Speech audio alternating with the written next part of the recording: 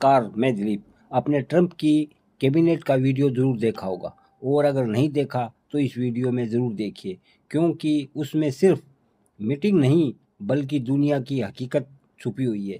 एक तरफ दुनिया के कई देशों पर बम गिरे जा रहे हैं, लोग मर रहे हैं, शहर तबाह हो रहे हैं, और दूसरी तरफ ट्रंप अपनी कैबिनेट मीटिंग में हंसी मजाक कर रहे हैं।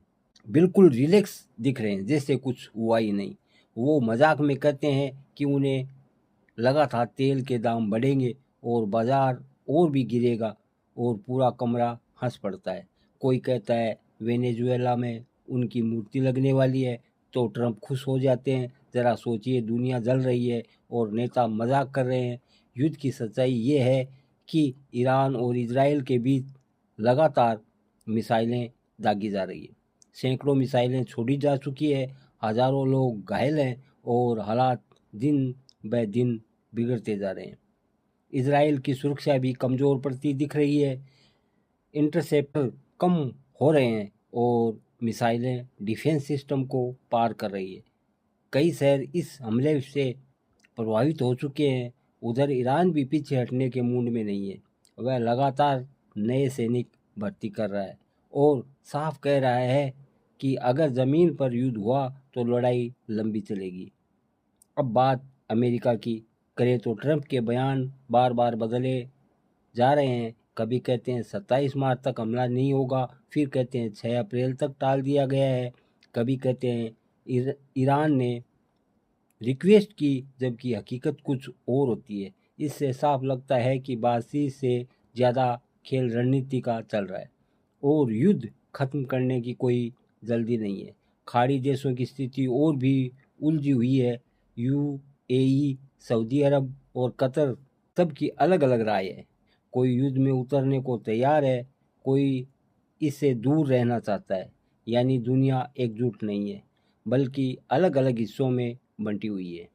इस पूरे हालात का सबसे बड़ा असर आम आदमी पर पड़ रहा है।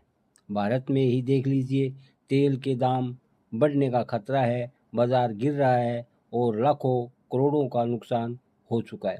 सरकार कहती है कि पेट्रोल डीजल के दाम नहीं बढ़ेंगे, लेकिन असल में घाटा कहीं न कहीं से पूरा होगा, और वह बोझ आखिरकार जनता पर भी आएगा।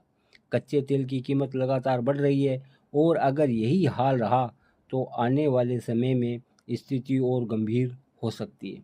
दुनिया के एक्सपर्ट भी चेतावनी दे रहे हैं कि इसका असर कई सालों तक रहेगा।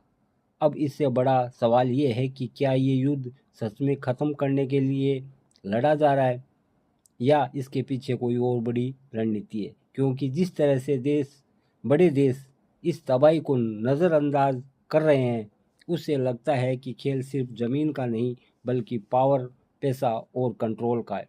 आज हालात ऐसे हैं कि कुछ ताकतवर देश पूरी दुनिया को अपनी शर्तों पर चला रहे हैं, और आम इंसान सिर्फ दर्शक बनकर झेल रहा है। सबसे दुख की बड़ी बात यह है कि दुनिया के कई देश अब भी खुलकर इसके खिलाफ बोलने से डर रहे हैं। दोस्तों, ये सिर्फ एक युद्ध नहीं है, ये उस सिस्टम की सच्चाई है जहां फैसले ताकतवर लेते हैं और कीमत आम लोग चुकाते हैं। आप क्या सोचते हैं, कमेंट में ज़रूर बताइए।